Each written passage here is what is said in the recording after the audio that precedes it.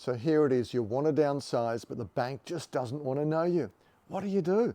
It is one of those situations that a lot of people find themselves in. Indeed, yesterday I was talking to Jeff, who's been in his home for about 40 years. He's recently retired. He's now a self-funded retiree and got a good super, and the bank doesn't want to know him. They don't want to give him a bridging loan. So he went to his mortgage broker who told him there's one product that they can sell him, which will cost him about $40,000, irrespective of whether he ends up using it or not. That's a chunk of dough. So I have these conversations frequently. What is it that people can do? I've got 3 suggestions for you. Firstly, if you're looking at downsizing, or maybe even if it isn't on the horizon at all, but you are looking at quitting your job, retiring and stopping an active income, make a move before that happens. Make sure you have at least one person in the household with an active income so that the banks still want to talk to you. Obviously not financial advice. Seek all the right people to give you advice on that. I'm looking at this merely from a real estate perspective.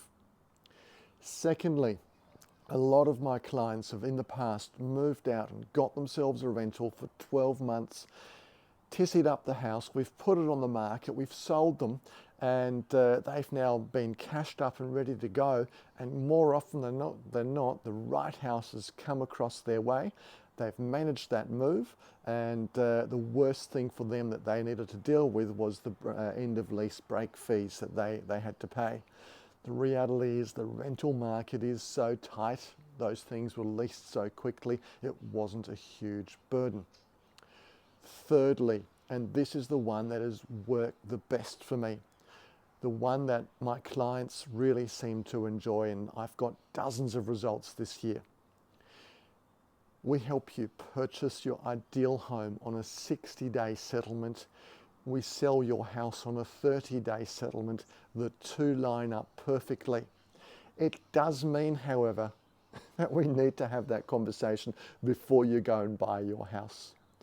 Again, each individual situation has its own merits and its own intricacies. I suggest we have a conversation sooner rather than later if that is one of the paths that you want to go down past. And even if you're not thinking of selling and there's no thought about it at all, it's still worth a conversation just to plan this sort of situation out for the next 1, 2 and 5 years. I'm here to help. Marco Wenzel, Harris Real Estate, and check out that fog. Crikey, that's a good one. You have a great day.